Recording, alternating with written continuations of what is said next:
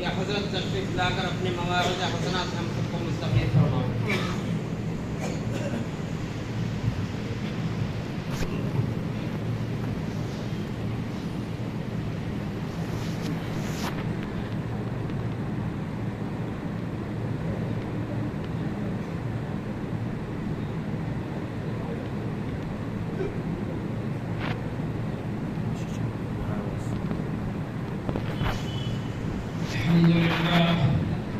الحمد لله نحمده ونستعينه ونستهديه ونؤمن به ولا نكفره ونشهد أن لا إله إلا الله وحده لا شريك له ونشهد أن سيدنا وحبيبنا مولانا محمدا عبده ورسوله أرسله بالحق بشيرا ونذيرا وداعيا إلى الله بإذنه وسراجا منيرا صلى الله عليه وسلم تسليما كثيرا كثيرا أما بعد فأعوذ بالله من الشيطان الرجيم بسم الله الرحمن الرحيم قال الله تعالى وما أرسلناك إلا رحمة للعالمين وقال تعالى قل يا أيها الناس إني رسول الله إليكم جميعا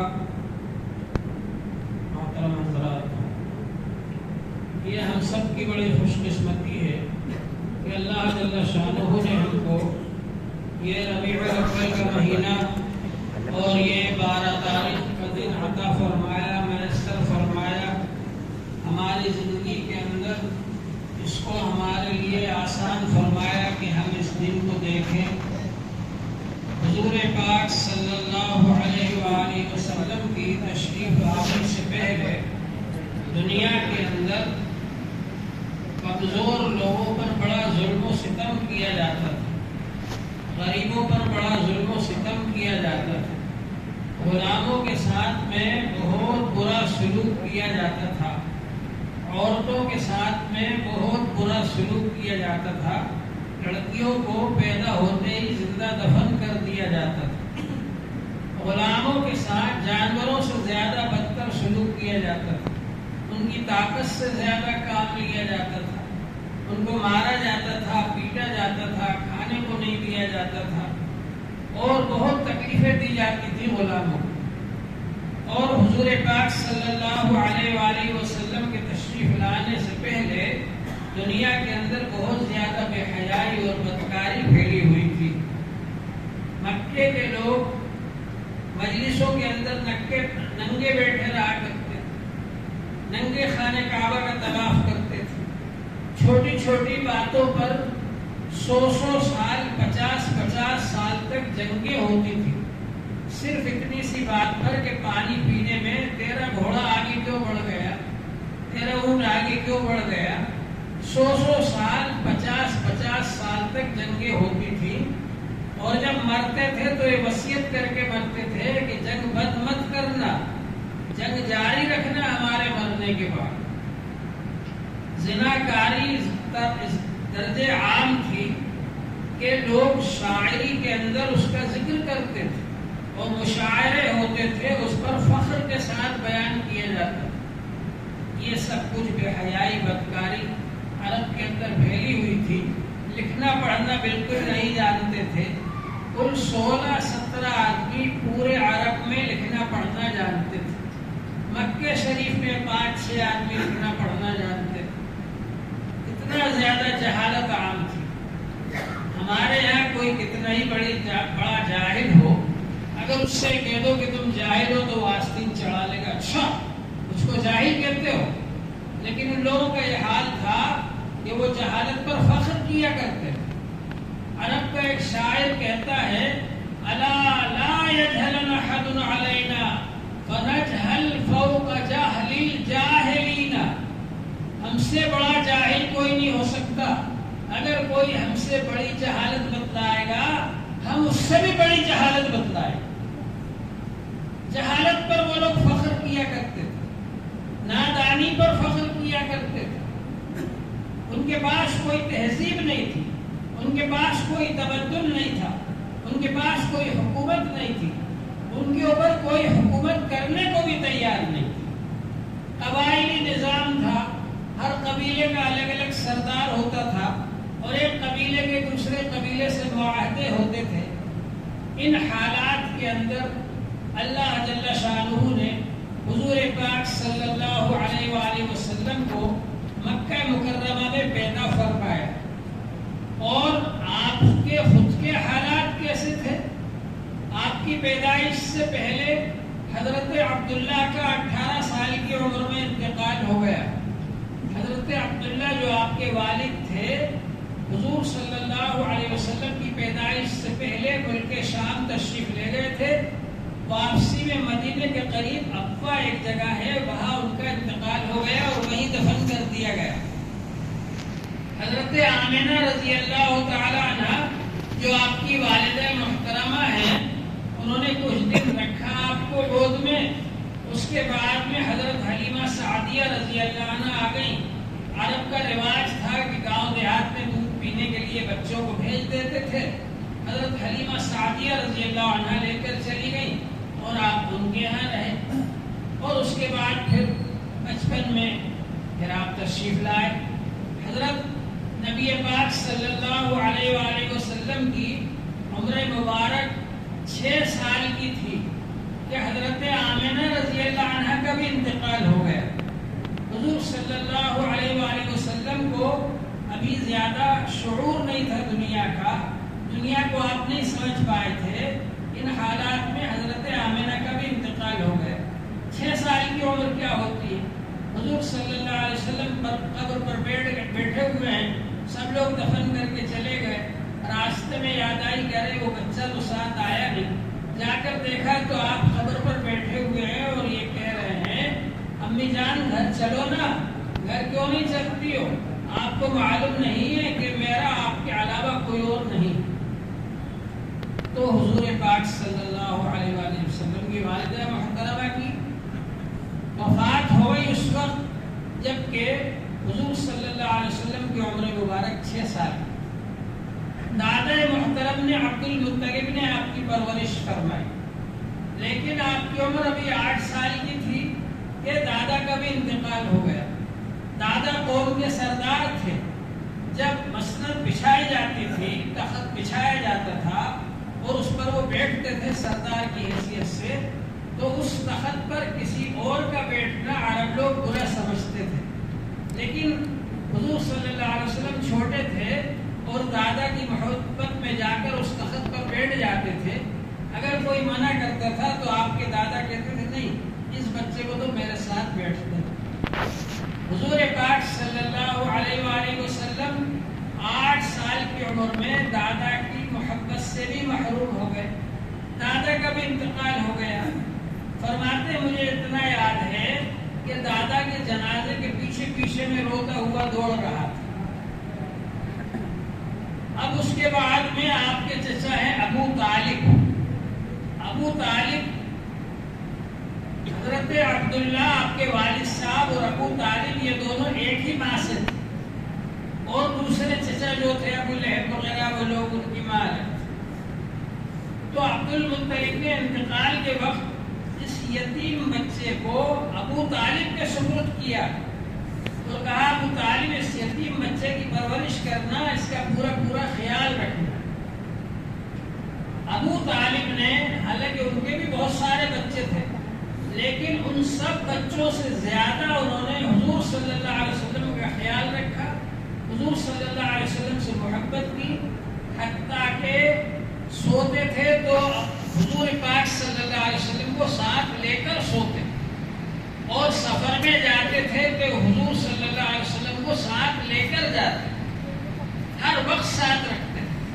اور سب بچوں کو، اپنے بچوں کو حضور صلی اللہ علیہ وسلم کے ادب احترام اور ان کی خدمت کی تلقین فرماتے رہتے تھے.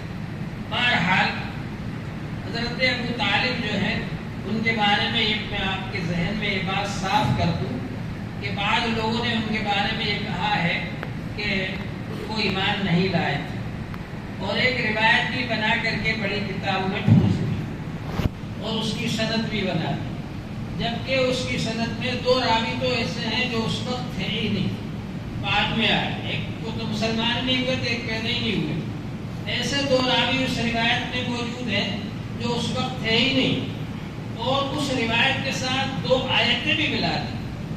ان میں سے ایک آیت تو نازل ہی نہیں ہوئی تھی اس وقت، بہت بعد میں نازل ہوئی جنگ تبوک کے موقع پر، اور ایک آیت ابو طالب کی وفات سے 6 سال پہلے نازل ہو چکی تھی، اور ان دونوں آیتوں کو اس حدیث کو بنا کر اس کے ساتھ میں جوڑ دیا کہ ابو طالب انتقال کے وقت مسلمان نہیں ہوئے، حضور صلی اللہ علیہ وسلم نے ان کو فرمایا کلمہ پڑھو تو انہوں نے کلمہ نہیں پڑھا اور اسی حالت میں انتقال ہو گیا۔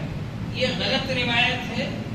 علامہ شبلی نعمانی رحمۃ اللہ علیہ نے سیرت النبی جو لکھی ہے اس کی پہلی جلد کے اندر انہوں نے دوسری روایت کو ترجیح دی ہے، جس میں یہ موجود ہے کہ حضرت عباس رضی اللہ عنہ بھی وہاں موجود تھے، انہوں نے دیکھا کہ ابو طالب کے ہونٹ ہل رہے ہیں، انہوں نے کان لگایا تو سنا کہ وہ کلمہ پڑھ رہے ہیں، اور ان کے جو اشعار ہیں ابو طالب کے بہت سارے اشعار ہیں، اگر میں آپ کو سناؤں تو اس میں ہی بہت سارا وقت ہو جائے۔ ابو طالب کے اشعار سے معلوم ہوتا ہے، ان اشعار میں اللہ کا بھی ذکر ہے، حضرت محمد صلی اللہ علیہ وسلم کا بھی ذکر ہے۔ جب کفار مکہ حضور صلی اللہ علیہ وسلم کی شان میں گستاخی کرتے تھے اور آپ کے خلاف اشعار بنا بنا کر پیش کرتے تھے، اس وقت ابو طالب آپ کی شان میں، آپ کی تعریف میں نعتیں بناتے تھے اور اشعار بنا کر کے پیش کرتے تھے اور لوگوں کو سناتے تھے۔ تو ابو طالب کے بارے میں یہ کہنا کہ وہ مسلمان ہی نہیں ہوئے، یہ بہت بڑی غلطی ہے۔ ابو طالب نے حضور صلی اللہ علیہ وسلم کو نہ صرف بھتیجے کی حیثیت سے بلکہ ایک رسول ہونے کی حیثیت سے اپنی گود میں رکھا، اپنے گھر پہ رکھا، اور حتیٰ کہ تنہا ابو طالب تھے کہ سارے عرب کے لوگ ایک طرف، بڑے بڑے سردار ایک طرف، ابو طالب ایک طرف۔ جب بھی وہ لوگ آتے تکلیف پہنچانے کے لیے، آپ سینہ سپر ہو جاتے، میدان میں جاتے کہ میرے بھتیجے سے تم کچھ نہیں کہہ سکتے۔ اور ابو طالب کے گھر میں ہی دین کا مرکز تھا جہاں سے دین کی دعوت دی جاتی تھی، ابو طالب نے ہی دین کی حمایت کی، ابو طالب نے ہی دین کا فیور کیا، اور دین کی دعوت ان کے ذریعے ہی چلی۔ کفار مکہ کو سب سے زیادہ تکلیف یہ تھی کہ یہ آدمی کیوں بیچ میں آ جاتا ہے، ہم جب دین کے کام کو مٹانا چاہتے ہیں، حضور صلی اللہ علیہ وسلم کو تکلیف پہنچانا چاہتے ہیں، یہ آدمی بیچ میں آ جاتا ہے، اس کی وجہ سے ہم کچھ نہیں کر پاتے۔ اس کی وجہ سے، اس تکلیف کی وجہ سے، اس بغض کی وجہ سے بعد کے لوگوں نے حضرت ابو طالب کے خلاف ایسی جھوٹی باتیں بنا کر ان کو بڑی بڑی کتابوں میں ڈال دیا تاکہ لوگ اس کو صحیح سمجھیں اور یہ سمجھیں کہ ابو طالب تو مسلمان ہی نہیں ہوئے تھے۔ حالانکہ تحقیقی بات یہ ہے، صحیح بات یہ ہے کہ ابو طالب مسلمان ہو گئے تھے، بلکہ حضور صلی اللہ علیہ وسلم پر ایمان لانے کی دعوت دیتے تھے، اللہ پر ایمان لانے کی دعوت دیتے تھے، اور حضور صلی اللہ علیہ وسلم جو دعوت و تبلیغ کا کام کرتے تھے اس میں حضور صلی اللہ علیہ وسلم کا فیور کرتے تھے، ان کی حمایت کرتے تھے۔ اور کفار مکہ جب بھی آپ کو ستانا چاہتے تھے، ابو طالب میدان میں آ جاتے تھے کہ ان کو نہیں ستا سکتے، حتیٰ کہ 3-3.5 سال تک شعب ابی طالب میں جو کفار مکہ نے بند رکھا بنی ہاشم کو، نہ صرف حضور صلی اللہ علیہ وآلہ وسلم کو بلکہ آپ کے پورے خاندان کو، ابو طالب کی ایک گھاٹی تھی، اس گھاٹی میں بند رکھا، اور پورے مکے والوں نے بائیکاٹ کر دیا کہ ان کے پاس کوئی کھانے کا سامان نہ پہنچے، ان کے پاس کوئی پینے کی چیز نہ پہنچے، اور اس طرح سے بھوکے پیاسے پتے چبا چبا کر، کیکر کے پتے، ببول کے پتے چبا چبا کر ان حضرات نے زندگی بسر کی۔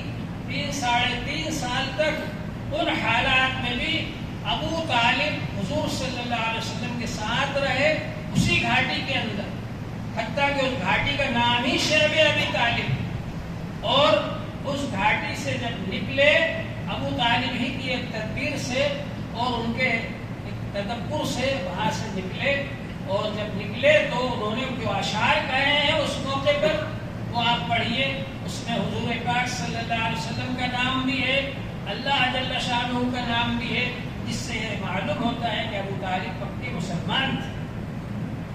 تو بہرحال یہ کہ حضور پاک صلی اللہ علیہ وآلہ وسلم اللہ کے نبی بنائے گئے، اور آپ نے نبی بننے کے بعد یہ دین کا کام شروع فرمایا۔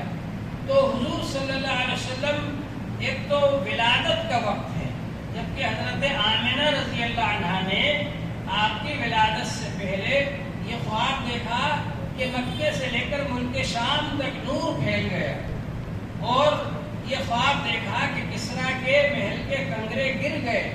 یہ سب خواب اس بات کی بشارت تھی کہ حضور پاک صلی اللہ علیہ وسلم کا دین بہت دور دور تک پہنچے گا، آپ کے دین کا نور بہت دور تک پہنچے گا، اور بڑی بڑی طاقتیں حضور پاک صلی اللہ علیہ وسلم کے دین کے سامنے مغلوب ہو جائیں گی۔ یہ اس بات کی بشارت تھی۔ اسی طرح سے حضور پاک صلی اللہ علیہ وآلہ وسلم جبکہ آپ ابھی زیادہ عمر کے بھی نہیں تھے، 12 سال کے تھے، ابو طالب کے ساتھ ملک شام تشریف لے گئے، تو راستے میں ایک راہب نے، بحیرہ راہب نے پہچان لیا، کیونکہ اس کے پاس اپنی کتابوں کا علم تھا اور اس میں حضور صلی اللہ علیہ وسلم کی سب نشانیاں لکھی ہوئی تھی، تو اس نے پہچان لیا اور یہ کہا کہ ان کو واپس لے جاؤ، اگر یہودی ان کو پہچان لیں گے تو بہت تکلیف پہنچائیں گے، ان کو واپس لے جاؤ، یہ تو آگے جا کر یہ بچہ نبی بننے والا ہے۔ تو ابو طالب نے وہیں سے پھر ان کو واپس کر دیا مکہ مکرمہ کے۔ تو حضور صلی اللہ علیہ وسلم کی یہ سب حالات اس وقت کے ہیں جبکہ ابھی نبی نہیں بنائے گئے، اور اس کے بعد میں حضور صلی اللہ علیہ وسلم کی تجارت دیکھ کر کے، آپ کی امانت دیکھ کر، آپ کی صداقت دیکھ کر سارے عرب کے لوگ آپ کو صادق اور امین کہنے لگے، سچا اور امانت دار۔ ادب کی وجہ سے نام نہیں لیتے تھے، صادق اور امین کہہ کر کے پکارتے تھے۔ حضور پاک صلی اللہ علیہ وآلہ وسلم تجارت بھی فرمائی آپ نے، اور جب حضرت خدیجہ کے غلام آپ کے ساتھ رہے، انہوں نے آپ کی تجارت کا طریقہ دیکھا، نہایت ایمانداری کے ساتھ آپ تجارت کرتے ہیں، اور نہایت اچھے اخلاق ہیں آپ کے، اور یہ آپ کے حالات دیکھے کہ جہاں بھی آپ پھرتے ہیں تو درخت آ کر کے آپ کے اوپر سایہ کرتے ہیں، بادل آ کر کے سایہ کرتے ہیں آپ پر۔ یہ سب باتیں میسرہ غلام نے خدیجہ رضی اللہ عنہ سے آ کر کے بتلائیں، تو خدیجہ رضی اللہ تعالی عنہ جو کہ پہلے 2 بار بیوہ ہو چکی تھیں اور 40 سال کی عمر کی تھیں، اور ان کے بچے بھی تھے، لیکن انہوں نے پیغام دیا حضور صلی اللہ علیہ وآلہ وسلم، اور حضور صلی اللہ علیہ وآلہ وسلم کی عمر اس وقت 25 سال کی تھی، اور حضور پاک صلی اللہ علیہ وسلم کا اس وقت تک کوئی نکاح نہیں ہوا تھا۔ آپ نے اپنے چچا ابو طالب سے مشورہ کیا، اور ابو طالب کے مشورے سے نکاح ہو گیا آپ کا، مجلس منعقد ہوئی، اور اس مجلس میں ابو طالب نے ہی خطبہ پڑھا۔ ایک ساتھ مجھ سے کہنے لگے کافر کیسے خطبہ پڑھ سکتا ہے؟ عربی تو ان کی زبان تھی، اور یہ تو اسلام لانے سے پہلے کا واقعہ، ابھی تو اسلام آیا ہی نہیں۔ حضور صلی اللہ علیہ وسلم کی عمر ابھی 25 سال کی ہے، لیکن ان کے یہاں ایک طریقہ تھا کہ مجلس منعقد کرتے تھے، خطبہ پڑھتے تھے، ایجاب و قبول ہوتا تھا، یہ طریقہ پہلے سے ان کے یہاں جاری تھا۔ بہرحال یہ کہ نکاح ہو گیا آپ کا، اور اس طرح سے حضرت خدیجہ رضی اللہ تعالی عنہ جو بہت ہی زیادہ سمجھدار، عقلمند، دیندار، امانت دار اور خدمت گزار اور مالدار خاتون تھیں عرب کی، ان سے حضور پاک صلی اللہ علیہ وسلم کا نکاح ہو گیا۔ اور پھر جب تک حضرت خدیجہ زندہ رہیں، حضور صلی اللہ علیہ وسلم نے دوسرا نکاح نہیں کیا۔ حضور پاک صلی اللہ علیہ وسلم نے حضرت خدیجہ کی زندگی میں کوئی دوسرا نکاح نہیں کیا، تنہا وہی آپ کے نکاح میں رہے۔ ابو طالب آپ کے چچا اور حضرت خدیجہ ان دونوں کی بڑی ہمت رہی آپ، حتیٰ کہ جب آپ کو نبی بنایا گیا تو پہلی بار آپ نے فرشتے کو دیکھا. ہم لوگ تو دیکھ ہی نہیں سکتے. فرشتے کو پہلی بار دیکھا آپ نے غار حرا کے اندر، اور فرشتے نے آپ کو سینے سے لگا کر دبایا اور کہا اقرا. آپ نے کہا ما انا بقاری، میں تو پڑھا ہوا نہیں ہوں. پھر سینے سے لگایا دبایا، پھر کہا اقرا پڑھیے. آپ نے کہا ما انا بقاری، میں تو پڑھا ہوا نہیں. اس طرح سے 3 بار ہوا. پھر اس کے بعد میں اقرا بسم ربک الذی خلق، یہ شروع کی 5 آیتیں سورہ اقرا کی نازل ہوئی.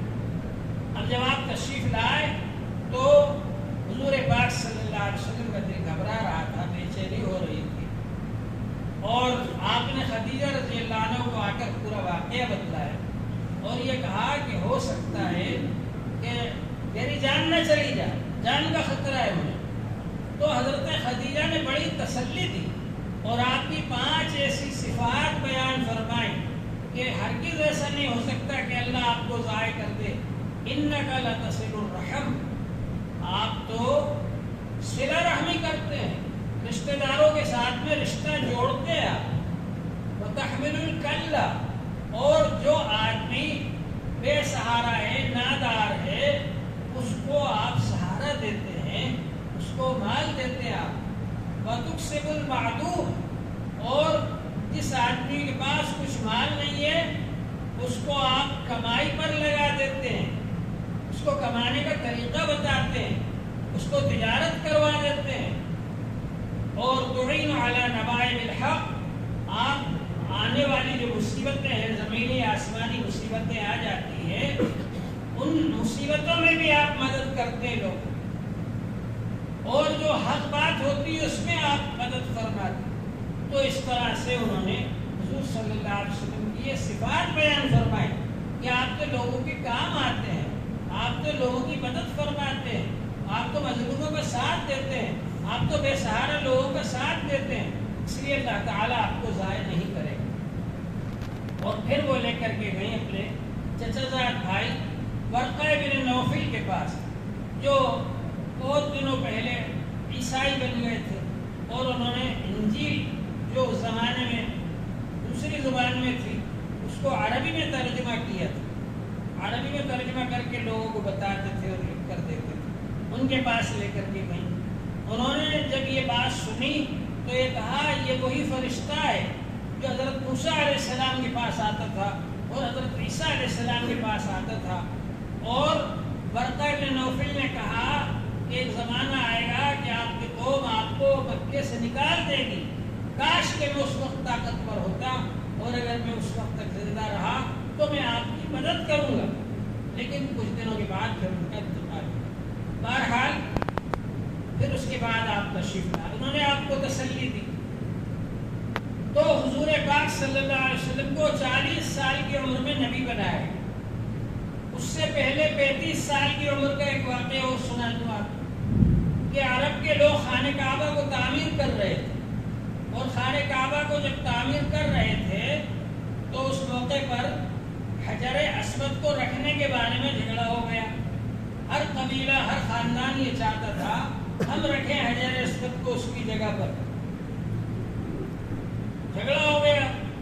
اس موقع پر لوگوں نے کہا اچھا ایسا کرو، آج اس کا فیصلہ نہ کرو، کل جو حرم شریف میں سب سے پہلے داخل ہو وہی فیصلہ کرے.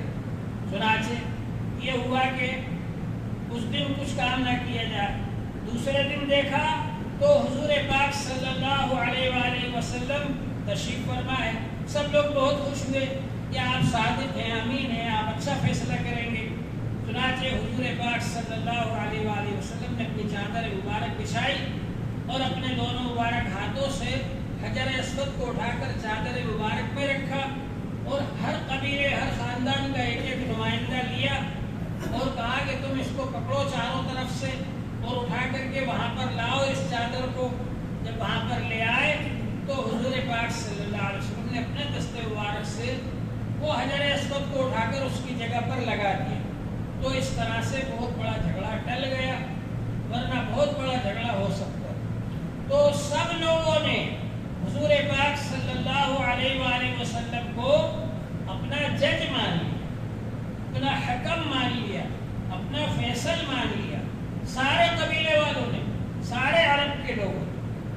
نبی بنائے جانے سے پہلے حضور صلی اللہ علیہ وآلہ وسلم سارے عرب کے اندر صادق اور امین کے لقب سے مشہور ہو گئے تھے.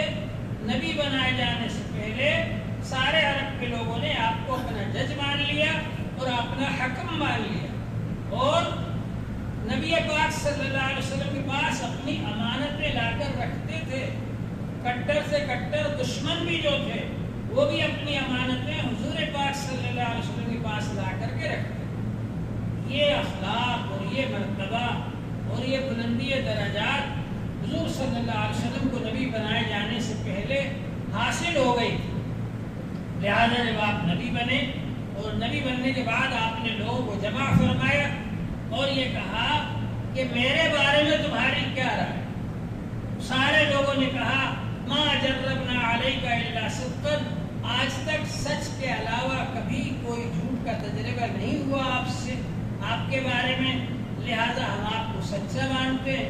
تو حضور پاک صلی اللہ علیہ وآلہ وسلم نے فرمایا جس طرح سے میں صفا پہاڑی پر کھڑا ہوں اور پہاڑی کے ادھر کا بھی مجھے نظر آ رہا ہے اور ادھر کا بھی نظر آ رہا ہے, تو جس طرح سے اگر میں کہوں کہ اس پہاڑی کے پیچھے ایک لشکر چھپا ہوا ہے وہ تمہارے اوپر حملہ آور ہونے والا ہے, تم کیا اس بات کو سچ جانو گے؟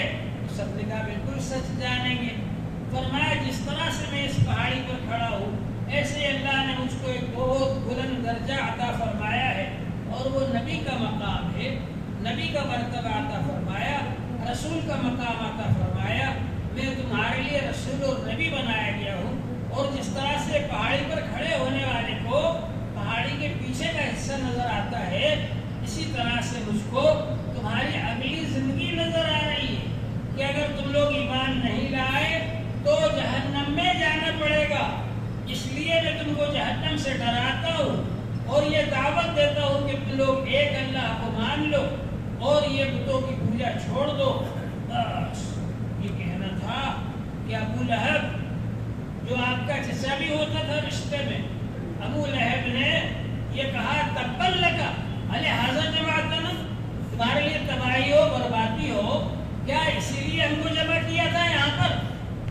اللہ جل شانہ نے اس کے بارے میں قرآن پاک میں مستقل ایک سورت نازل فرمائی اور یہ فرمایا تبت یدا ابی لہب وتب, ابو لہب کے ہی دونوں ہاتھ ہلاک ہو جائیں اور تباہ و برباد ہو جائیں.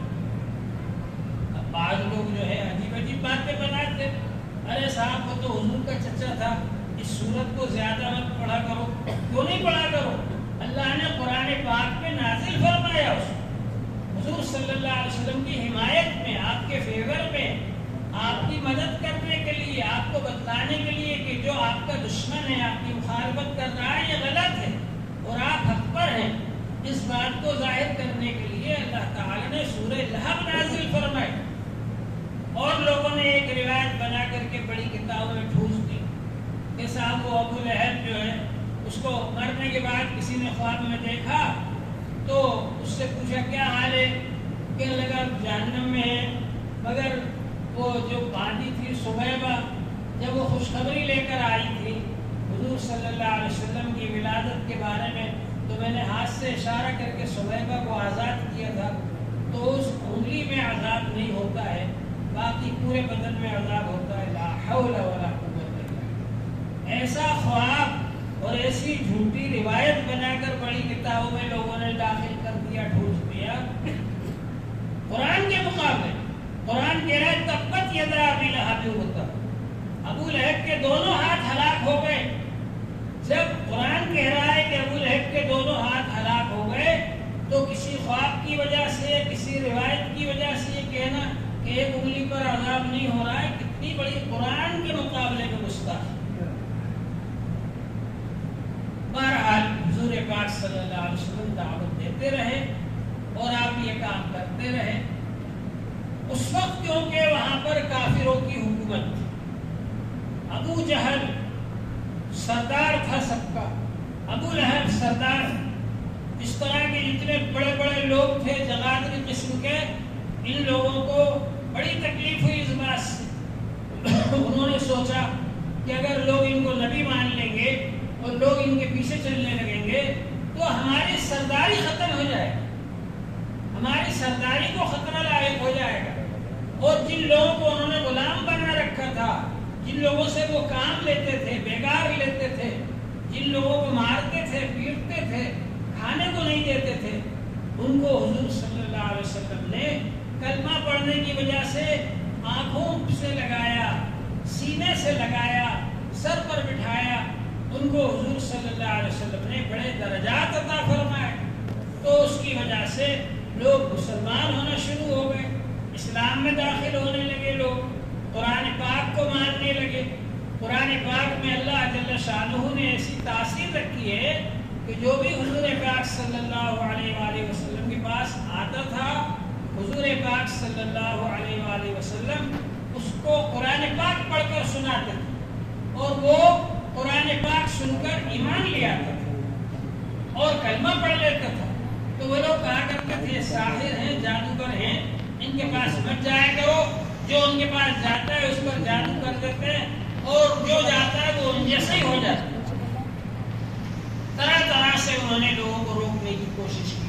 کبھی کہتے کہ یہ کاہن ہیں، غیب کی باتیں بتاتے ہیں، حالانکہ کاہن تو اپنی طرف سے باتیں بتاتا ہے، اور کاہن کی 99% باتیں جھوٹی ہوتی ہیں، اور نبی اللہ کی طرف سے باتیں بتاتے ہیں اور وحی کے ذریعے بتاتے ہیں۔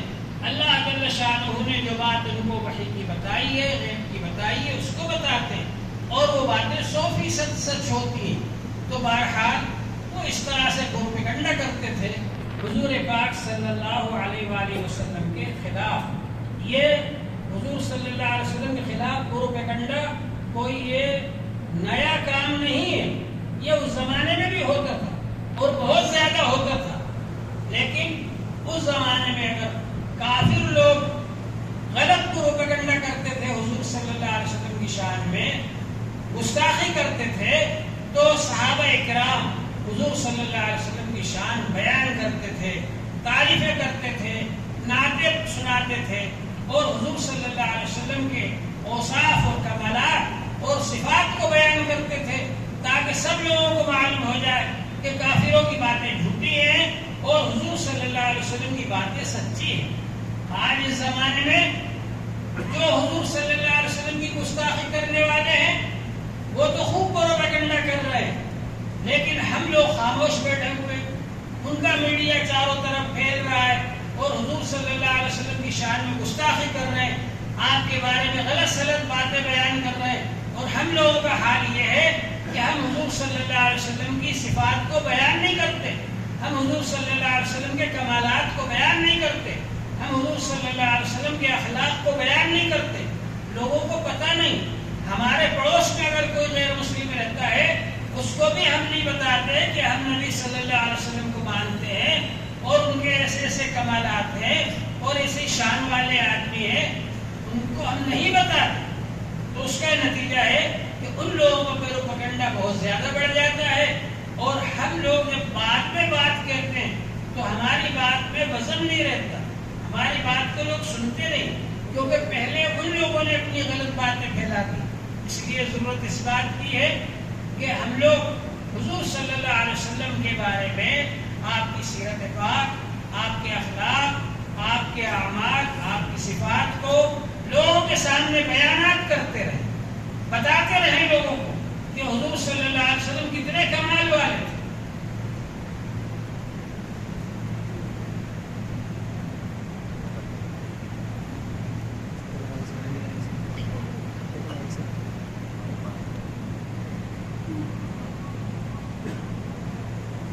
حضور پاک صلی اللہ علیہ وآلہ وسلم کے بارے میں میں بتلا رہا تھا کہ آپ کو اللہ تعالی نے نبی بنایا گیا، اور نبی بنانے کے بعد آپ نے دین کا کام شروع فرمایا۔ صحابہ کرام جو آپ پر ایمان لائے ان کو آپ تعلیم بھی دیتے تھے، ان کی تربیت بھی فرماتے تھے، ان کی اصلاح بھی فرماتے تھے، اور لوگوں کو دین کی دعوت بھی دیتے تھے۔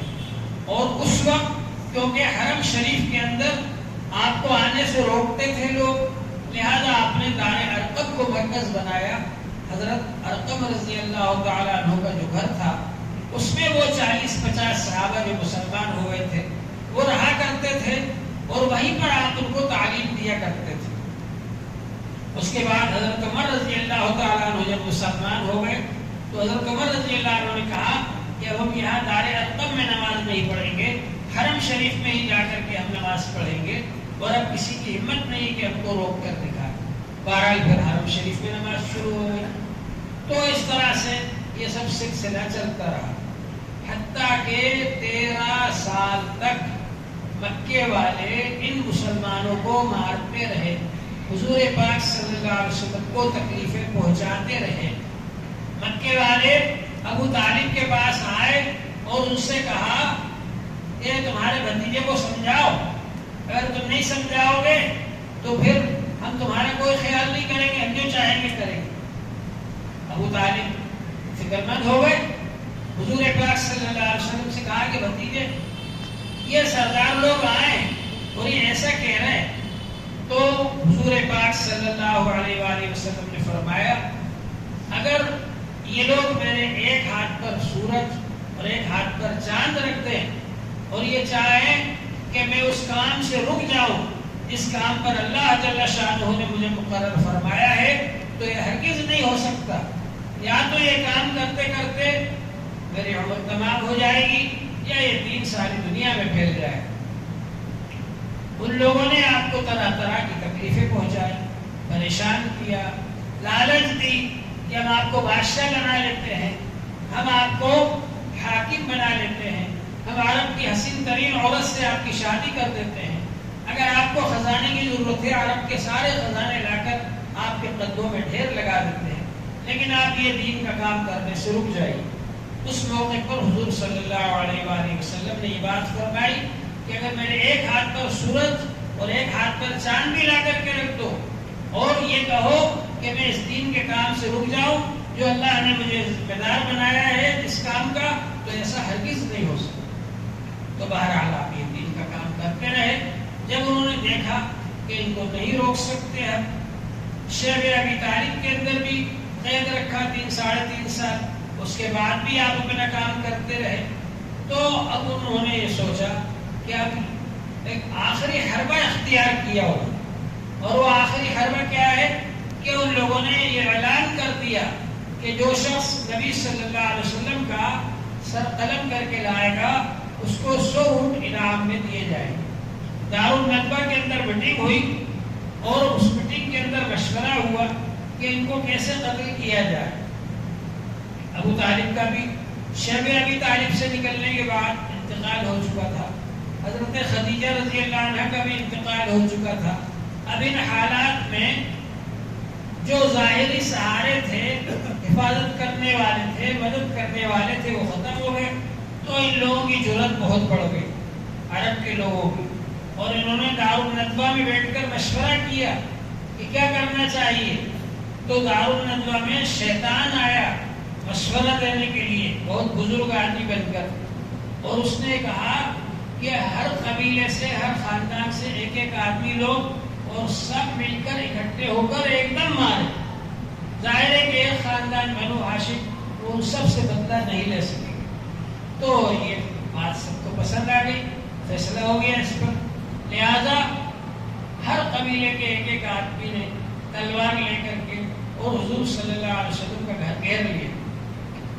اسی وقت اللہ جل شانہ نے حضور صلی اللہ علیہ وسلم کو حکم فرمایا کہ آپ ہجرت کر کے مدینہ چلے جائیں۔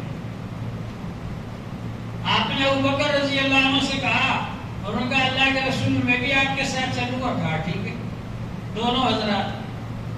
اب وہاں پر جہاں آپ رہتے ہیں اس گھر کے اندر انہی کافروں کی سب امانتیں رکھی ہوئی، جو گھر کے باہر تلواریں لے کر حضور صلی اللہ علیہ وسلم کو نعوذ باللہ قتل کرنے کے لیے کھڑے ہوئے تھے، ان کی امانتیں حضور صلی اللہ علیہ وسلم کے گھر میں رکھی ہوئی تھی۔ تو حضرت علی رضی اللہ تعالیٰ عنہ سے آپ نے فرمایا، اے علی تم میرے بستر پر سو جاؤ، اور صبح یہ جو کافر لوگ کھڑے ہوئے ہیں یہ امانتیں ہیں، یہ امانتیں بانٹ کر کے آنا۔ ہم میں سے کوئی ہوتا تو کہتا آپ تو جا رہے ہو اور یہ سب چاروں طرف سے لوگ تلواریں لے کر کھڑے ہیں، اب مجھے چھوڑ کر جا رہے ہیں۔ حضرت علی رضی اللہ عنہ کیسے جانثار، کیسے فدائی۔ ان سے کسی نے پوچھا کہ آپ کو کبھی چین سکون کی نیند آئی؟ تو انہوں نے کہا کہ ہاں، میں جب بھی سوتا تھا مجھے خیال ہوتا تھا پتہ نہیں صبح اٹھوں گا کہ نہیں اٹھوں گا، ہو سکتا ہے رات کو انتقال ہو۔ لیکن جب رسول پاک صلی اللہ علیہ وسلم نے ہجرت کی رات میں مجھ سے فرمایا کہ میرے بستر پر سو جاؤ اور صبح امانتیں بانٹ کر آنا، تو مجھے یقین ہو گیا کہ میں صبح تک زندہ رہوں گا۔ لہٰذا میں پاؤں پھیلا کر بہت اطمینان سے اور آرام سے حضور پاک صلی اللہ علیہ وسلم کے بستر مبارک پر سو گئے۔ اب اس کے بعد حضور صلی اللہ علیہ وسلم نکلے اور سورہ یاسین پڑھتے ہوئے وجعلنا من بین ایدیہم سدا ومن خلفہم سدا فاغشیناہم فہم لا یبصرون، کٹے اٹھائی اور ان پر پھینکتے ہوئے آپ ان کے سامنے سے نکل گئے اور وہ لوگ آپ کو نہیں دیکھ سکے، اور آپ غار ثور میں چلے گئے اور غار ثور میں جا کر 3 دن تک آپ وہاں پر چھپے رہے، اور اس کے بعد پھر آپ وہاں سے مدینے کے لیے روانہ ہو گئے۔ مدینے کے لیے جب آپ جا رہے تھے تو سراقہ ابن جعشم اس نے پیچھا کیا، سراقہ نے، کیونکہ 100 اونٹ کا انعام جو لالچ دی تھی قریش کے لوگوں نے کہ جو رسول پاک صلی اللہ علیہ وسلم کا سر قلم کر کے لائے گا نعوذ باللہ اس کو 100 اونٹ کا انعام ملے گا۔ تو سراقہ ابن جعشم نے گھوڑے پر بیٹھ کر کے پیچھا کیا، جب وہ قریب آیا تو اس کا گھوڑا زمین میں دھس گیا، وہ گر گیا نیچے، پھر اٹھا گھوڑے کو نکالا اور پھر اس کے بعد میں پھر آگے بڑھا، پھر جب گھوڑے پر بیٹھا پھر دھس گیا زمین۔ اس طرح سے 3 بار ہوا۔ جب 3 بار ایسا ہوا تو سراقہ کو یقین ہو گیا کہ میں ان کو کوئی نقصان نہیں پہنچا سکتا، اس لیے اس نے کہا اب میں ان کو نقصان پہنچانے کے لیے نہیں جا رہا بلکہ معافی مانگنے کے لیے آگے جا رہا۔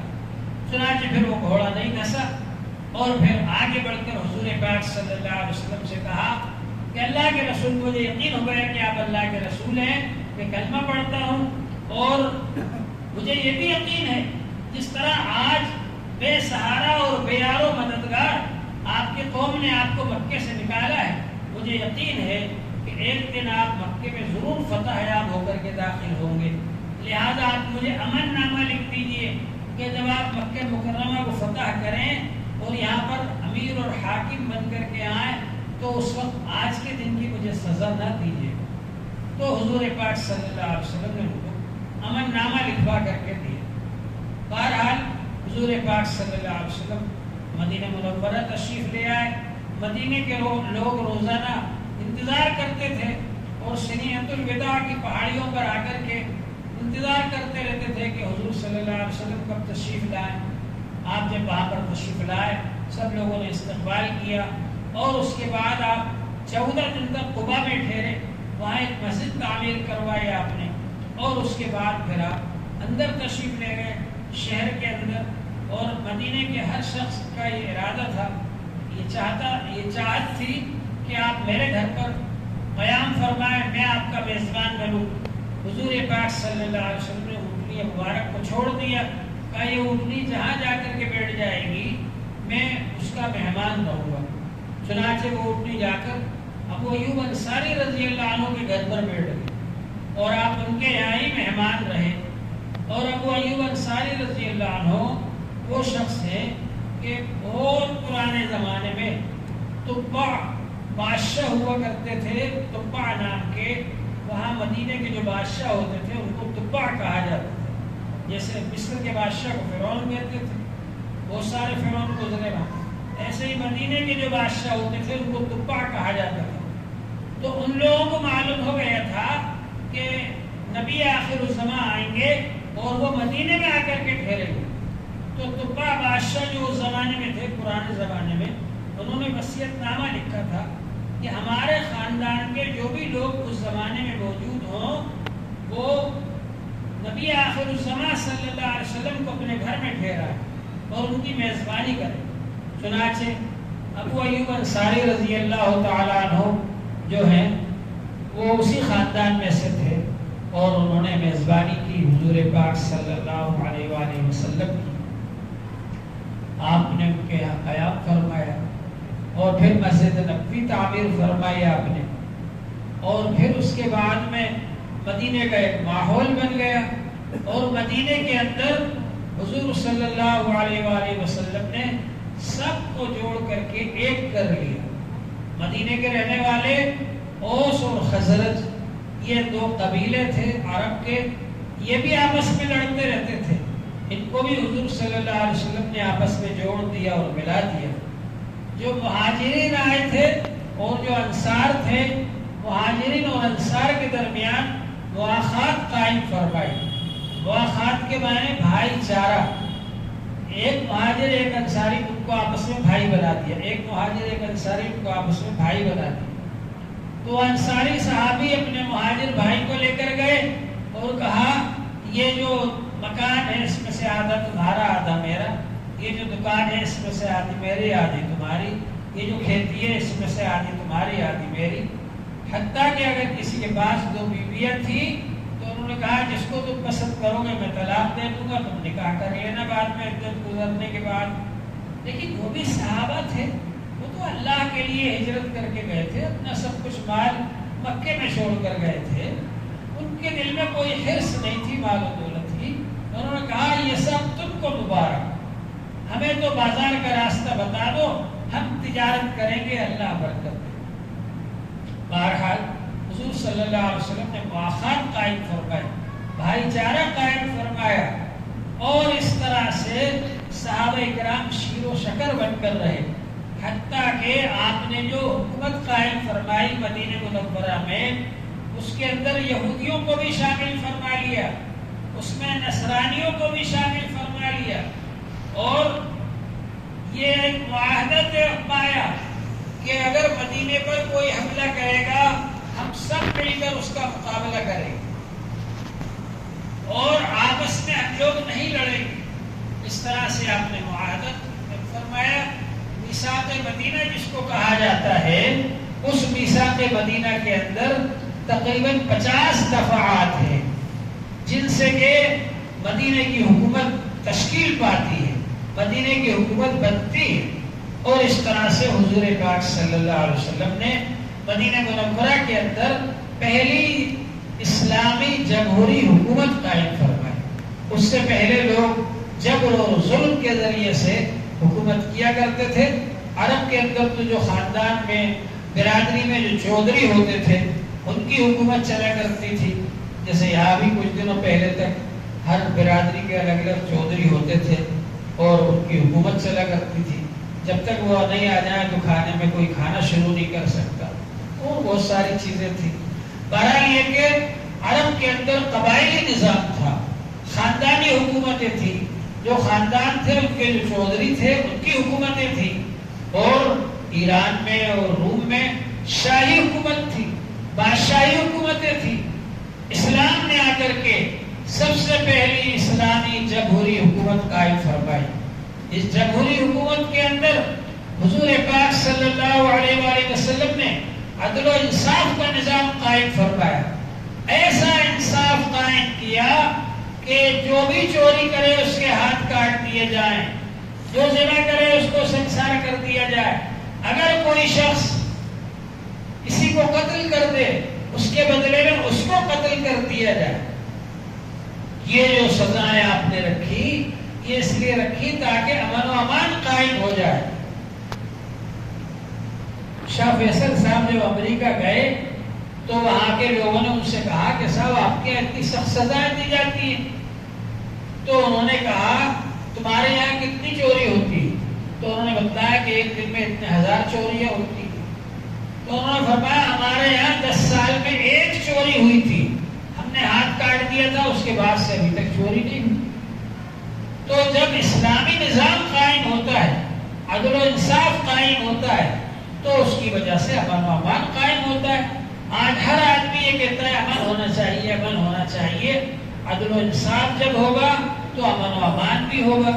حضور پاک صلی اللہ علیہ وآلہ وسلم نے غلامی کے نظام کو ختم فرمایا۔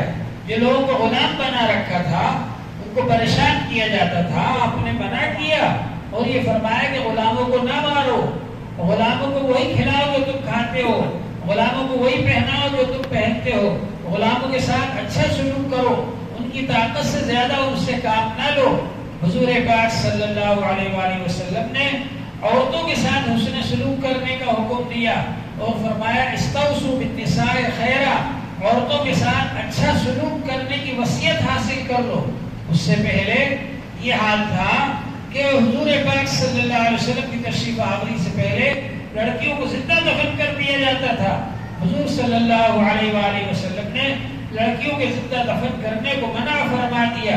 حضور پاک صلی اللہ علیہ وسلم نے ارشاد فرمایا الجنت تحت اقدام الامہات، جنت ماؤں کے قدموں کے نیچے ہے۔ حضور پاک صلی اللہ علیہ وسلم نے بیوی کے حقوق بیان فرمائے، ماں کے حقوق بیان فرمائے، بہن کے حقوق بیان فرمائے، بیٹی کے حقوق بیان فرمائے، عورتوں کو اتنا بلند درجہ عطا فرمایا۔ آپ کے آنے سے پہلے یورپ کے اندر ایک مشورہ ہوا، ایک کانفرنس ہوئی اس بارے میں کہ عورتیں ہیں کیا چیز۔ تو بڑے بڑے فلاسفہ اور سائنسداں اکٹھے ہوئے، اس میں جمع ہوئے اور سب نے سر جوڑ کر مشورہ کیا اور یہ کہا کہ عورت ہے تو جاندار مگر اس کا کوئی حق نہیں ہے، بس وہ صرف اس لیے پیدا ہوئی ہے کہ مرد کی خدمت کرے۔ اسلام نے آ کر کے عورتوں کو حقوق دیے، اسلام نے آ کر کے عورتوں کے ساتھ میں احسان کیا اور ان کو معاشرے کے اندر اونچا مقام عطا فرمایا۔ اسی طرح سے حضور پاک صلی اللہ علیہ وسلم نے مزدوروں کو بڑا مقام دیا۔ مزدوروں کے بارے میں فرمایا اعطوا الاجیر اجرہ قبل ان یجف عرقہ، مزدور کا پسینہ خشک ہونے سے پہلے مزدوری دے دو۔ اس سے پہلے مزدوروں کا اور سرمایہ داروں کا جھگڑا چلتا رہتا تھا۔ غریبوں کے ساتھ حسن سلوک کرنے کا حکم دیا۔ زکوٰۃ کو مقرر فرمایا کہ زکوٰۃ ادا کرو۔ جو آدمی مالدار ہے اس کے پاس میں 500 درہم اکٹھے ہو جائیں، 200 درہم، تو 200 درہم میں سے اس کو 2.5% اللہ کے لیے دینا ہے۔ تو یہ مقرر فرمایا آپ نے۔ موجودہ زمانے میں 200 درہم کے تقریباً 42,000 روپے بنتے ہیں۔ 42,000 روپے میں سے 2.5% آپ کو اللہ کے لیے دینا ہے، 40 روپے پر 1 روپیہ۔ تو یہ آپ نے مقرر فرمایا۔ زکوٰۃ، جب زکوٰۃ دی جائے گی، مالدار آدمی غریبوں کو زکوٰۃ دے گا تو غریبوں کے دل میں مالداروں کی محبت پیدا ہوگی اور یہ جو جھگڑے چلتے ہیں مالداروں کے اور غریبوں کے، یہ ختم ہو جائیں گے۔ تو حضور پاک صلی اللہ علیہ وسلم نے اتنا بہترین نظام قائم فرمایا۔ اسی طرح سے آپ نے عورتوں کی حفاظت کے لیے پردے کا نظام جاری فرمایا، پاک دامنی کا نظام جاری فرمایا، نکاح کا نظام جاری فرمایا۔ موجودہ زمانے کے اندر جو لوگ اپنے آپ کو تہذیب یافتہ کہتے ہیں، جو لوگ اپنے آپ کو تمدن یافتہ کہتے ہیں، ترقی یافتہ کہتے ہیں، ان کے ہاں اتنی زیادہ بے حیائی اور بدکاری پائی جاتی ہے کہ آپ اس کو سوچ بھی نہیں سکتے۔ عرب کے لوگ مجلسوں میں ننگے بیٹھے رہا کرتے تھے اور خانہ کعبہ کے ننگے طواف کرتے تھے، لیکن وہ اپنے آپ کو جہالت والا کہتے تھے، جاہل کہتے تھے۔ لیکن موجودہ زمانے کے لوگ اپنے آپ کو ترقی یافتہ کہتے ہیں اور تہذیب یافتہ کہتے ہیں۔ لیکن آپ کو یہ جان کر حیرت ہوگی کہ فرانس کے اندر ایک شہر ایسا ہے جہاں سارے لوگ ننگے رہتے ہیں، مرد و عورت۔ یہ ان کے یہاں کا نظام ہے اور عورت کو انہوں نے بازار میں لا کر اور ملازمت پر لگا کر کے اور دکان پر بٹھا کر کے اور کمانے کی ذمہ داری دے کر کے سارے انسانوں کی حوث کا شکار بنا دیا۔ اسلام یہ کہتا ہے کہ عورت گھر کی رانی ہے۔ المرأة راعیۃ علی اہل بیتہا، بیت زوجہا، کہ شوہر کے گھر کی نگرانی کی ذمہ داری عورت کی ہے، بچوں کی نگرانی کی ذمہ داری عورت کی ہے، شوہر کے مال کی حفاظت کی ذمہ داری عورت کی ہے۔ تو گھر کی رانی بنایا اسلام نے اور اس کو یہ ذمہ داری دی مرد کو کہ کما کر لاؤ اور گھر میں لا کر کے خرچ کرو۔ بیوی پر خرچ کرنے کی ذمہ داری شوہر کی ہے اور بیوی کو کمانے کا ذمہ دار نہیں بنایا۔ تو اللہ تبارک و تعالی نے اتنا بہترین نظام عطا فرمایا۔ ان کے یہاں نظام ہی بکھر گیا، گھر کا نظام بکھر گیا، خاندان کا نظام بکھر گیا۔ آپ جا کر کے دیکھ لیجئے ان کے ہاں بغیر نکاح کے لوگ رہتے ہیں. جب بغیر نکاح کے رہیں گے اور بغیر نکاح کے بچے پیدا ہوں گے، جب تک چاہا ایک کے ساتھ رہے، پھر وہ ادھر چلا گیا، وہ ادھر چلے گئے، دوسری جگہ چلے گئے، اب وہ بچے بے سہارا ہو جاتے ہیں، ان کا کوئی رشتہ نہیں جڑتا کسی سے. اور اسلام نے جو نکاح کا نظام دیا ہے، ایک طرف ددیالی خاندان سے رشتہ جڑتا ہے، ایک طرف ننیالی خاندان سے رشتہ جڑتا ہے، ایک طرف سسرالی خاندان سے رشتہ جڑتا ہے. 3 خاندانوں سے آدمی کو طاقت ملتی ہے سماج کے اندر، معاشرے کے اندر. اور یورپ کے اندر اور امریکہ وغیرہ کے اندر زیادہ تر خودکشی کرنے والے وہ بچے ہوتے ہیں کہ جو ماں باپ نے جوانی میں ایک دوسرے سے مل کر اور پھر بچھڑ گئے، وہ ادھر چلا گیا، وہ ادھر چلا گیا، وہ بچے بے سہارا رہ گئے. وہی بچے بعد میں خودکشی کرنے والے ہوتے ہیں. یا وہ عورت جس کو جوانی میں تو اپنا لیا گیا پھر چھوڑ دیا گیا، بے سہارا رہ گئی، وہ خودکشی کر لیتی ہے. تو اس طرح سے وہ مایوسی کا شکار ہو جاتے ہیں. اسلام نے جو نظام بتایا ہے، معاشرت کا نظام، معاشیت کا نظام، اخلاقی نظام، اس سے بہتر کوئی نظام. تو حضور صلی اللہ علیہ وسلم سب کے لیے رحمت بن کر آئے، مزدوروں کے لیے بھی رحمت بن کر آئے، سرمایہ داروں کے لیے بھی رحمت بن کر کے آئے. ہمارے یہاں ہندوستان کے اندر بہت سے لوگ ایسے ہیں جن کو یہ سمجھا جاتا ہے یہ نیچی ذات کے، اور جو نیچی ذات کے لوگ ہوتے ہیں ان کو کوئی پاس بٹھانے کو تیار نہیں ہوتا، ان سے کوئی رشتہ کرنے کو تیار نہیں ہوتا، ان کو کوئی ساتھ کھلانے کو تیار نہیں ہوتا، ان کے سائے سے بھی لوگ بھاگتے ہیں. اسلام جب آیا تو اسلام نے آ کر کے ان سب کو سینے سے لگایا. حضرت خواجہ معین الدین اجمیری رحمۃ اللہ علیہ تشریف لائے ہندوستان کے اندر، تو وہ لوگ جن کو کوئی پاس بٹھانے کو تیار نہیں تھا، جن کو کوئی ساتھ کھلانے کو تیار نہیں تھا، ان کو سینے سے لگایا، ان کو اپنے ساتھ بٹھا کر کھانا کھلایا، ان کو اپنے ساتھ رکھا. وہ لوگ مسلمان ہو گئے، اسلام قبول کر لیا انہوں نے، اور ان کے ایک ہی سفر کے اندر 90 لاکھ آدمی مسلمان ہوئے. یہ سب کیا ہے؟ یہ رحمت للعالمین صلی اللہ علیہ وسلم جو دین لے کر کے آئے ہیں، یہ آج کو اللہ نے کتنی بڑی نعمت عطا فرما دی کہ وہ دین عطا فرمایا. حضور پاک صلی اللہ علیہ وسلم کو ہمیں پہچاننا چاہیے، اور حضور صلی اللہ علیہ وسلم جو نعمت لے کر آئے، جو دین لے کر آئے، اس کو ہمیں پہچاننا چاہیے، اور جو دین دے کر کے گئے ہمیں اس کی ہمیں قدر کرنا چاہیے. تو بہرحال حضور پاک صلی اللہ علیہ وآلہ وسلم مدینہ منورہ کے اندر 10 سال رہے، مکہ مکرمہ کے اندر آپ نبی بننے کے بعد 13 سال رہے، اور مدینہ منورہ کے اندر آپ 10 سال رہے. اس طرح سے 23 سال تک آپ تعلیم دے کر، تربیت کر کے صحابہ اکرام کی بہت بڑی جماعت تیار کی آپ نے. تقریباً 1.25 لاکھ صحابہ اکرام کی جماعت آپ نے تیار کی. 23 سال کے مختصر سے عرصے کے اندر 10 لاکھ مربع میل پر اسلامی حکومت قائم فرمائی حضور پاک صلی اللہ علیہ وآلہ وسلم نے.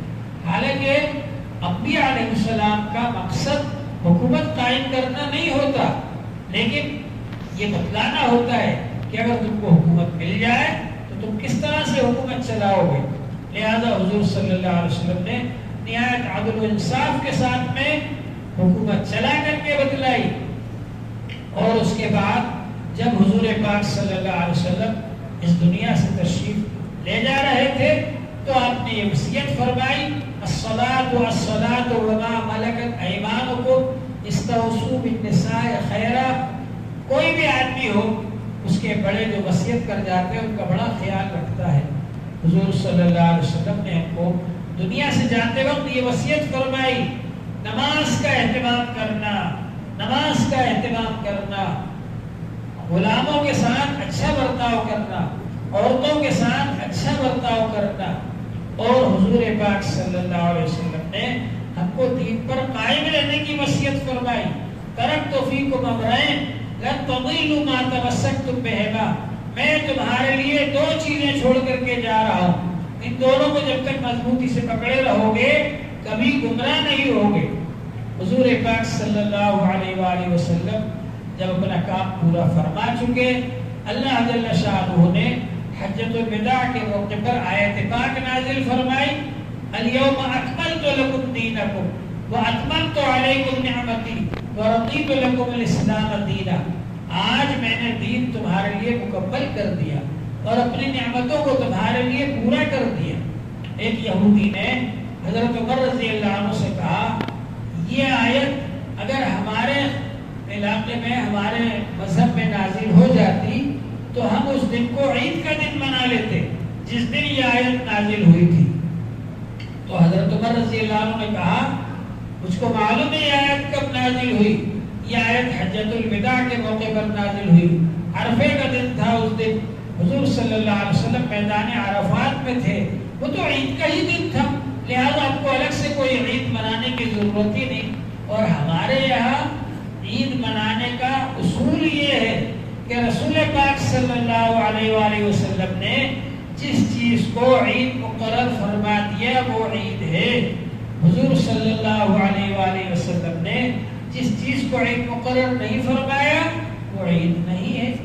تو حضور صلی اللہ علیہ وآلہ وسلم جب مدینہ منورہ تشریف لائے، آپ نے دیکھا کہ وہاں کے لوگ 2 دن خوشی مناتے ہیں، تہوار مناتے ہیں۔ آپ نے پوچھا ما ھذان الیومان، یہ کیسے 2 دن ہیں؟ انہوں نے بتایا کنا نلعب فیہما فی الجاہلیہ، جاہلیت کے زمانے میں بھی ہم لوگ تہوار منایا کرتے تھے، خوشی منایا کرتے تھے، اب بھی مناتے ہیں 2 دنوں کے اندر۔ تو حضور پاک صلی اللہ علیہ وآلہ وسلم نے فرمایا قد ابدلکم اللہ بہما خیرا منہما یوم الاضحی و یوم الفطر، اللہ جل شانہ نے اس سے بہتر 2 دن تمہارے لیے عید کے مقرر فرما دیے، اور وہ عید الاضحی ہے اور عید الفطر ہے۔ لہذا ان 2 عیدوں کے علاوہ کوئی تیسری عید اسلام میں نہیں ہے۔ حضور صلی اللہ علیہ وآلہ وسلم 63 سال تک دنیا میں رہے، 63 سال کی زندگی میں کبھی آپ نے عید میلاد النبی نہیں منائی۔ حضور صلی اللہ علیہ وسلم کے بعد ابوبکر رضی اللہ عنہ خلیفہ رہے، امیر المومنین رہے 2 سال تک، انہوں نے کبھی اپنی حکومت کے زمانے میں عید میلاد النبی نہیں منائی۔ حضرت عمر رضی اللہ تعالیٰ عنہ نے 10 سال تک حکومت کی، کبھی بھی انہوں نے عید میلاد النبی نہیں منائی۔ حضرت عثمان رضی اللہ عنہ نے 12 سال تک حکومت کی، کبھی بھی انہوں نے عید میلاد النبی نہیں منائی۔ حضرت علی رضی اللہ تعالیٰ عنہ نے 6 سال تک حکومت کی، کبھی بھی انہوں نے عید میلاد النبی نہیں منائی۔ اس لیے ظاہر ہے کہ جو کام حضور صلی اللہ علیہ وسلم نے نہیں کیا وہ ہم لوگ کیسے کر سکتے ہیں؟ حضرت عرباض بن ساریہ رضی اللہ تعالیٰ عنہ فرماتے ہیں ایک بار حضور صلی اللہ علیہ وسلم نے ہم کو خطبہ دیا، وعظ فرمایا، نصیحت فرمائی، اور ایسا وعظ فرمایا ذرفت منہ العیون ووجلت منہ القلوب، آنکھوں سے آنسو بہہ پڑے ہمارے اور دلوں میں اللہ کا خوف پیدا ہو گیا، خوف اور زیادہ بڑھ گیا۔ ہم نے کہا یا رسول اللہ کان ھذہ موعظۃ مودع، ایسا لگتا ہے کہ آپ کا الوداعی وعظ ہے، آخری وعظ ہے آپ کا، فاوصنا، آپ ہم کو وصیت کر دیجئے۔ تو حضور پاک صلی اللہ علیہ وآلہ وسلم نے فرمایا اوصیکم بتقوی اللہ والسمع والطاعہ وان کان عبدا حبشیا، میں تم کو وصیت کرتا ہوں اللہ سے ڈرنے کی اور سننے کی اور ماننے کی، امیر کی بات سنو اور مانو اگرچہ وہ حبشی غلام ہو۔ فإنه من يعش منكم بعدي فسيرى اختلافا كثيرا، میرے بعد جو لوگ زندہ رہیں گے بہت سے اختلافات دیکھیں گے۔ فعليكم بسنتي، تم پر لازم ہے میرے طریقے کو اختیار کرنا، میری سنتوں کو اختیار کرنا، وسنت الخلفاء الراشدین المہدیین، اور میرے بعد جو خلفاء راشدین ہوں گے، جو ہدایت یافتہ ہوں گے، ان کی سنتوں کو، ان کے طریقوں کو اختیار کرنا۔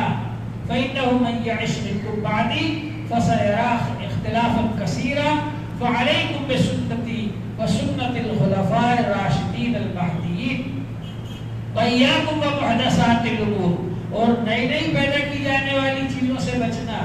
فإن كل محدثة بدعة وكل بدعة ضلالة، کیونکہ ہر نئی پیدا کی جانے والی چیز بدعت ہے اور ہر بدعت گمراہی ہے۔ جس چیز کا ثبوت نبی پاک صلی اللہ علیہ وسلم کی سنت میں نہ ہو، جس چیز کا ثبوت حضور صلی اللہ علیہ وسلم کے زمانے میں نہ ہو، خیر القرون کے زمانے میں نہ ہو، اس کو دین بنا کر پیش کرنا، اس کو دین سمجھنا، اس کو دین کے طور پر لوگوں کے سامنے پھیلانا، یہ بدعت ہے۔ اس سے منع فرمایا حضور پاک صلی اللہ علیہ وآلہ وسلم۔ اب بعض لوگ جو ہے وہ دھوکہ دینے کے لیے سیدھے سادے لوگوں کو کچھ بھی کہتے ہیں، ارے سب اگر آپ بدعت کہہ رہے تو پھر یہ موٹر میں بیٹھنے بھی بدعت ہوگی، ریل میں بیٹھنے بھی بدعت ہوگی، ہوائی جہاز میں بیٹھنے بھی بدعت ہوگی۔ ارے بھائی وہ تو دنیا کی چیز ہے، وہ تو دنیا میں نئی چیز بنائی ہے لوگوں نے، وہ دین میں تھوڑی بنایا ہے۔ دین میں اگر کوئی نئی چیز بنائے گا تو وہ ہے بدعت۔ پھر دین میں بھی وہ چیز بدعت ہے جس کی بنیاد حضور صلی اللہ علیہ وسلم کے زمانے میں نہیں تھی، خیر القرون کے زمانے میں نہیں تھی، اور اس کو آپ کرو گے دین بنا کر، وہ بدعت ہے۔ احداث فی الدین بدعت ہے، احداث للدین بدعت نہیں ہے۔ احداث للدین کیا ہے؟ احداث للدین یہ ہے کہ اس کی بنیاد تھی حضور صلی اللہ علیہ وسلم کے زمانے میں، اور اس میں آپ نے ترقی کر دی۔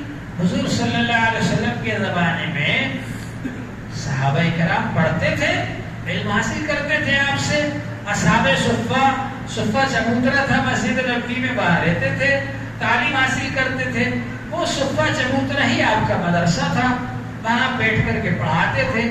یہ ایک بنیاد موجود ہے۔ اب مدرسے کی جتنی بھی ترقی ہوگی اس کے لیے کورس مقرر کرنا ہے، دارالاقامہ بنانا ہے، مطبخ بنانا ہے، کلاس روم بنانا ہے، یہ سب اسی بنیاد پر ہے جو بنیاد اصحاب صفہ کی حضور صلی اللہ علیہ وسلم نے رکھی تھی۔ تو یہ احداث للدین ہے، اس کو بدعت نہیں کہہ سکتے۔ حضور صلی اللہ علیہ وسلم نے صحابہ کی تربیت فرمائی، اصلاح فرمائی، تزکیہ فرمایا، روحانی تعلیم دی ان کو۔ لہذا اولیاء کرام پر خاکہ بناتے ہیں اور تسبیحات بتاتے ہیں اور اس کا ایک کورس بناتے ہیں کہ اتنی تسبیح تم پڑھو، اتنی تسبیح تم پڑھو، اتنی تسبیح تم پڑھو، تو یہ بدعت نہیں ہے۔ اس لیے کہ حضور صلی اللہ علیہ وسلم نے صحابہ کو تسبیح پڑھنا بھی بتایا ہے، حضور صلی اللہ علیہ وسلم نے صحابہ کی اصلاح بھی کی ہے اور ان کو روحانی تعلیم بھی دی ہے، تو خاکہ بنانا بھی بدعت نہیں ہے۔ ہاں احداث فی الدین بدعت ہے، یعنی حضور صلی اللہ علیہ وسلم کے زمانے میں اور خیر القرون کے زمانے میں جو چیز نہیں تھی، اگر اس کو دین بنا کر کے جاری کیا جائے گا، ایجاد کیا جائے گا، تو وہ بدعت ہے، اس سے بچنا ضروری ہے۔ اللہ جل شانہ ہم سب کو اس کی توفیق عطا فرمائے۔ بھائی سیرت پاک کا موضوع اتنا بڑا ہے، اتنا لمبا ہے کہ اس پر اگر ایک مہینے تک بھی بیان کیا جائے تو وہ پورا نہیں ہو سکتا۔ ایک جگہ پہلے میں روزانہ تفسیر بیان کرتا تھا، مسجد سبزی فروشان میں پیر گیٹ پر، 3 سال میں 4 سال میں وہاں ماشاءاللہ قرآن پاک پورا ہوا، روزانہ تفسیر بیان کرتا تھا۔ تو وہاں جب ربیع الاول کا مہینہ آتا تھا تو 10-12 دن تک مسلسل سیرت پاک بیان کرتا تھا۔ تو سیرت پاک کا موضوع اتنا لمبا ہے کہ اس پر مسلسل بیان کیا جائے تب بھی اس کا حق ادا نہیں ہوتا۔ بہت سی چیزیں ابھی میں نے جان بوجھ کر چھوڑ دی آپ کے سامنے، اس لیے کہ مختصر وقت کے اندر کچھ خاص باتیں آپ کے سامنے آ جائیں تو انشاءاللہ تعالی کافی ہوگا۔ پھر اللہ جل شانہ موقع عطا فرمائیں گے تو انشاءاللہ اور زیادہ بیان کیا جائے گا۔ اصل تو یہ ہے کہ ہم کو اللہ تبارک و تعالی حضور صلی اللہ علیہ وسلم کی زندہ یادگار بنا دے۔ ہر صحابی صرف سال میں ایک بار حضور کو یاد نہیں کرتے تھے، کبھی انہوں نے عید میلاد النبی نہیں منائی، کبھی انہوں نے بعد وفات نہیں منائی، لیکن ولادت سے لے کر وفات تک حضور صلی اللہ علیہ وسلم کی پوری زندگی ان کی نظر میں تھی، اور ہر صحابی حضور صلی اللہ علیہ وسلم کا ہر عمل یاد رکھتے تھے اور اس کی زندہ یادگار تھے۔ صحابہ کہتے تھے فلاں صحابی عبداللہ بن مسعود رضی اللہ عنہ حضور صلی اللہ علیہ وسلم کے بہت مشابہ ہیں، حضرت حسن رضی اللہ عنہ حضور صلی اللہ علیہ وسلم کے بہت مشابہ ہیں، حضرت حسین رضی اللہ عنہ حضور صلی اللہ علیہ وسلم کے بہت مشابہ ہیں، یعنی ان کو دیکھ کر حضور صلی اللہ علیہ وسلم کی یاد تازہ ہوتی تھی۔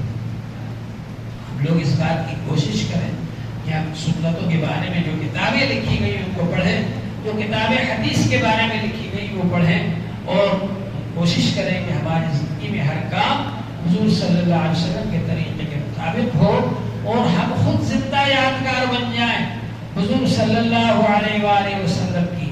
اللہ جل شانہ ہم سب کو اس کی توفیق عطا فرمائے۔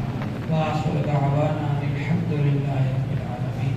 بھائی یہاں ہر ہفتے پیر کے دن تفسیر ہوتی ہے، آپ حضرات سے گزارش ہے کہ اس میں بھی زیادہ سے زیادہ تعداد میں تشریف لایا کریں۔